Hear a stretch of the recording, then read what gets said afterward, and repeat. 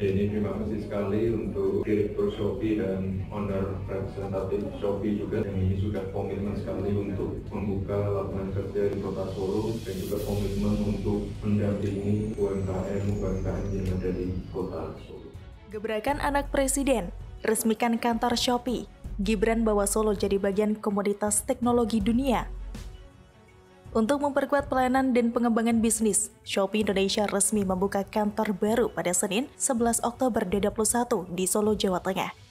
Dalam peresmian kantor baru Shopee turut dihadiri oleh Wali Kota Solo Gibran Rakabuming Raka, Direktur Shopee Handika Cahya, dan owner representatif C Group Kiki Hapsari. Handika mengatakan kantor baru ini akan memperkuat potensi besar yang dimiliki UMKM Solo. Tidak hanya itu, kantor yang terletak di Solo Paragon Mall ini ditargetkan akan mampu menyerap 2.000 lebih tenaga kerja hingga tahun 2022 mendatang. Dia menambahkan meskipun saat ini kantor baru tersebut baru memiliki luas 2.000 meter persegi lebih, namun ke depan akan terus dikembangkan hingga 7.800 meter persegi.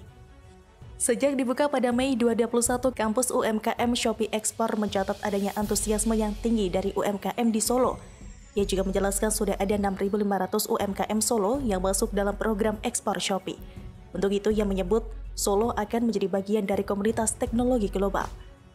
Ini terima kasih sekali untuk Direktur Shopee dan owner representatif Shopee juga yang ini sudah komitmen sekali untuk membuka lapangan kerja di Kota Solo dan juga komitmen untuk mendampingi UMKM yang ada di Kota Solo.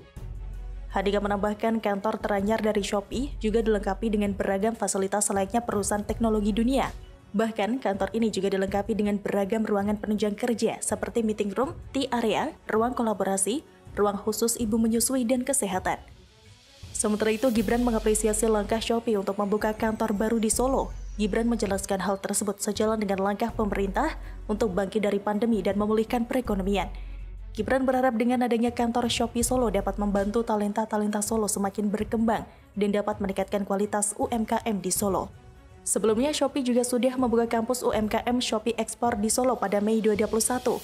Sejak berdiri, kampus UMKM Ekspor Solo mampu mencetak 6.500 UMKM lokal go ekspor ke berbagai negara bersama Shopee.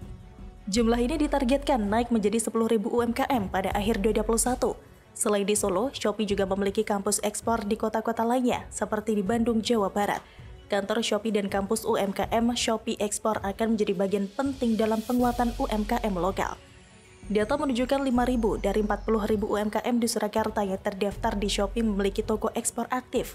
Saat ini, program ekspor Shopee mencatatkan peningkatan transaksi harian hingga 6 kali lipat pada periode Juni 2020 hingga Januari 2021. Pada Februari lalu, 1,5 juta produk lokal berhasil diekspor ke Malaysia, Singapura, dan Filipina. Program ekspor Shopee akan menambah jangkauan baru, tidak hanya di kawasan Asia Tenggara seperti Thailand dan Vietnam, namun juga Brasil, sebagai salah satu negara Amerika Serikat.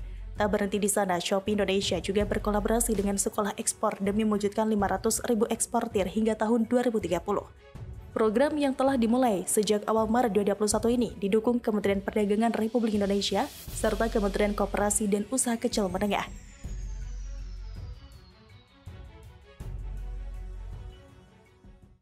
Perintah yang oleh Bapak Presiden, seluruh jajaran termasuk bersama-sama masyarakat, mari kita lakukan penanaman sampai dengan 600.000 hektar sampai dengan di 2024. Baru saja tadi saya meninjau mangrove forest di Provinsi Bali ini yang ini telah dibangun sejak tahun 2003 dan merupakan tempat percontohan rehabilitasi ekosistem hutan mangrove di negara kita. Presiden Jokowi dan Ibu Iriana kunjungan kerja ke Bali, tinjau penanaman mangrove hingga Venu G20. Presiden Republik Indonesia Joko Widodo didampingi Ibu Negara Iriana Joko Widodo pada Jumat pagi 8 Oktober 2021 bertolak menuju Provinsi Bali dalam rangka kunjungan kerja. Melalui pangkalan TNI Angkatan Udara Halim Perdana Kusuma Jakarta, Kepala Negara bersama rombongan lepas landas dengan menggunakan pesawat Kepresidenan Indonesia 1.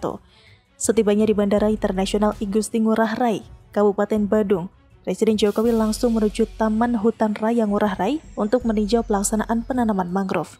Rombongan yang turut mendampingi Presiden dan Ibu Iriana antara lain Menteri Lingkungan Hidup dan Kehutanan atau LHK, Siti Nurbaya Bakar, Menteri Sekretaris Negara, Pratikno, Menteri Luar Negeri Retno Marsudi, Kepala Badan Restorasi Gambut dan Mangrove Hartono Prawira Atmaja, Gubernur Bali Iwayan Koster, dan Wakil Menteri LHK Alwe Dohong.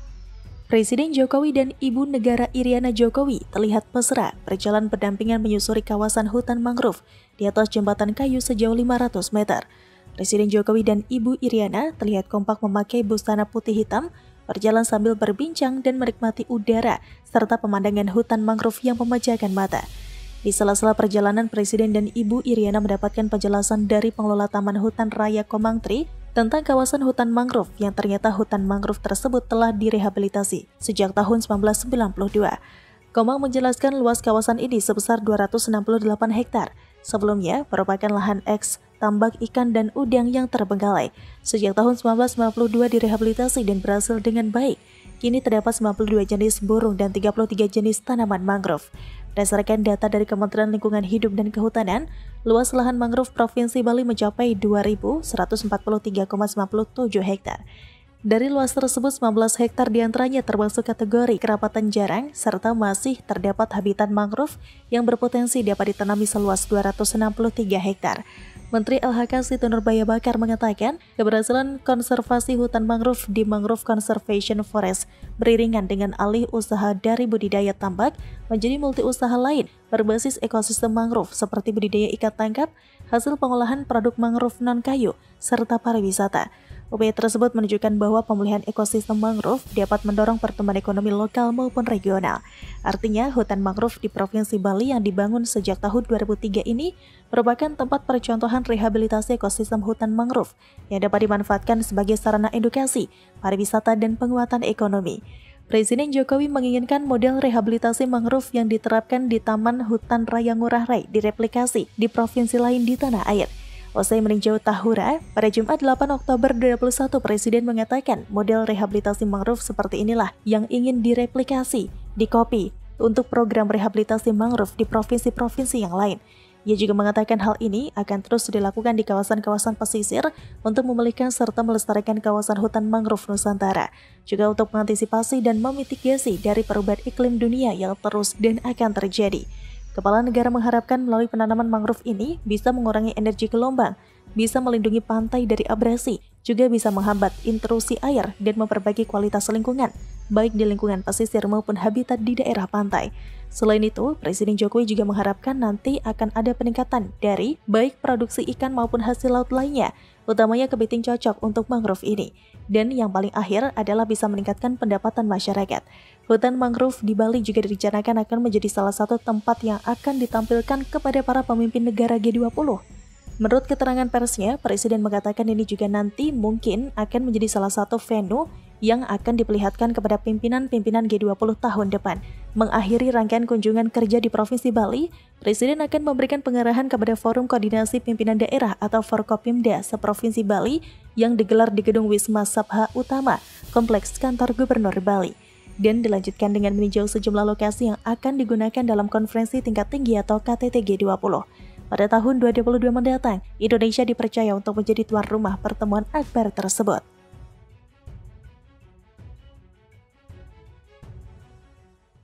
Kawasan perbatasan adalah beranda depan Indonesia yang mewakili wajah bangsa yang harus terus kita bangun agar bisa menjadi representasi kemajuan Indonesia yang membanggakan seluruh warga kita. Gerbang terdepan negara, Presiden Jokowi resmikan PLBN Terpadu SOTA. Batas negara adalah representasi wajah Indonesia. Pos lintas batas negara merupakan cerminan komitmen pemerintah untuk membangun Indonesia dari kawasan perbatasan. Dengan wajah dan pelayanan baru yang lebih baik, PLBN dibangun sebagai representasi kemajuan Indonesia di kawasan perbatasan. Dilansir dari Kompas.com, Presiden Joko Widodo meresmikan Pos Lintas Batas Negara atau PLBN Terpadu SOTA di Kabupaten Merauke, Provinsi Papua pada Minggu 3 Oktober 2021. Dalam peresmian tersebut, Jokowi menegaskan bahwa kawasan perbatasan harus terus dibangun karena merupakan representasi wajah bangsa Indonesia. Dalam sambutannya saat meresmikan Pos Lintas Batas Negara atau PLBN Terpadu Sota, Jokowi mengatakan kawasan perbatasan adalah beranda depan Indonesia yang mewakili wajah bangsa yang harus terus dibangun agar bisa menjadi representasi kemajuan Indonesia yang membanggakan seluruh warga. Oleh sebab itu, Jokowi mengungkapkan bahwa ia telah memerintahkan jajaran terkait untuk membangun kembali pos lintas batas di berbagai perbatasan negara di seluruh tanah air. Mantan Gubernur DKI Jakarta tersebut juga mengatakan, sejak 7 tahun terakhir, ia telah memerintahkan untuk membangun kembali pos lintas batas negara di berbagai titik di seluruh tanah air, dengan wajah baru, dengan tampilan baru, dan juga yang paling penting dengan cara-cara pelayanan yang baru yang lebih baik, yang menjadi cerminan komitmen pemerintah untuk membangun Indonesia dari kawasan perbatasan. Sebagai informasi, Pos Lintas Batas Negara Sota adalah PLBN terpadu kedua di Papua setelah PLBN Skau di Jayapura dan merupakan PLBN ke-8 yang dibangun di seluruh Indonesia. Presiden mengungkapkan PLBN Sota ini dibangun dengan konsep yang terintegrasi, memiliki fasilitas yang lengkap, ada bangunan komersial, ada fasilitas umum dan sosial, mes pegawai, tempat ibadah, ada pasar, ada jalan, pedestrian, area parkir, juga infrastruktur pendukung lainnya. Ia juga mengungkapkan harapan agar PLBN Sota ini akan memberikan pelayanan yang lebih baik dan lebih nyaman kepada masyarakat Indonesia yang melintasi perbatasan Indonesia menuju Papua Nugini, dan juga meningkatkan keamanan di wilayah perbatasan, serta mendorong pertumbuhan sentra-sentra perekonomian baru, dan membuat masyarakat di perbatasan semakin cinta dan juga tentunya bangga terhadap negara Indonesia. Yang artinya Jokowi berharap kehadiran PLBN yang terletak di ujung timur Indonesia ini akan memberikan berbagai manfaat bagi masyarakat, baik dari sisi keamanan, perekonomian, maupun dalam meningkatkan nasionalisme bangsa. PLBN Sota di Merauke ini dibangun oleh Kementerian Pekerjaan Umum dan Perumahan Rakyat. Menteri PUPR Basuki Hadimulyono mengatakan, pembangunan PLBN tidak hanya bertujuan untuk pos lintas batas negara saja, namun juga akan didorong menjadi pusat pertumbuhan ekonomi baru, salah satunya dengan dibangunnya pasar. Dengan demikian, kehadiran PLBN akan meningkatkan kesejahteraan masyarakat di kawasan perbatasan. Basuki mengungkapkan pembangunan PLBN tidak hanya sebagai gerbang masuk, namun menjadi embrio pusat pertumbuhan ekonomi kawasan yang dapat meningkatkan kesejahteraan masyarakat perbatasan. Pembangunan kawasan perbatasan Sota dilakukan oleh Balai Prasarana Pemukiman Wilayah atau BPPW Papua Ditjen Cipta Karya Kementerian PUPR yang terbagi menjadi zona inti, subinti, dan pendukung dengan luas 5,6 hektar. Pada zona inti telah diselesaikan bangunan utama PLBN seluas 1.000 meter persegi, gerbang Tasbara, monumen atau patung Garuda, pekerjaan interior, pagar keliling, CCTV, portal, tiang bendera dan signik, X-ray scanner, dan walk-through metal detector. Sedangkan untuk zona sub-inti dibangun rumah pegawai sebanyak 16 unit tipe 36, musola, gereja, beserta interiornya. Kemudian juga diselesaikan bangunan zona pendukung berupa pasar perbatasan sebanyak 15 kios, patung Soekarno, dan bangunan tempat pembuangan akhir sampah. Di kawasan sekitar perbatasan, Kementerian PUPR juga melengkapi bangunan utilitas, area parkir, lanskap, mekanikal, elektrikal, dan pumping, sistem drainase dan sanitasi, serta didukung akses jalan yang mulus. Pembangunan PLBN Sota Merauke mulai dilaksanakan pada Maret 2019 dan terus dikembangkan selesai pada 2020 dengan total anggaran 103,6 miliar rupiah. Pembangunan konstruksi PLBN Sota dikerjakan oleh kontraktor PT Nindya Karya Persero.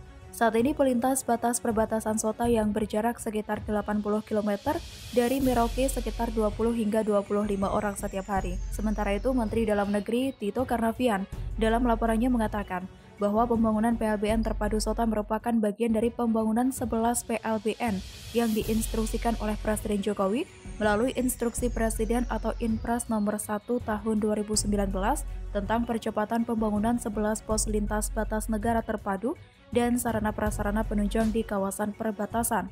Tito menjelaskan kehadiran PLBN Sota merupakan awal dari pengembangan kawasan PLBN Sota sebagai kawasan pusat pertumbuhan ekonomi baru di perbatasan negara yang dapat bermanfaat tidak hanya untuk masyarakat Papua, tapi juga negara tetangga, Papua Nugini serta negara-negara Pasifik lainnya.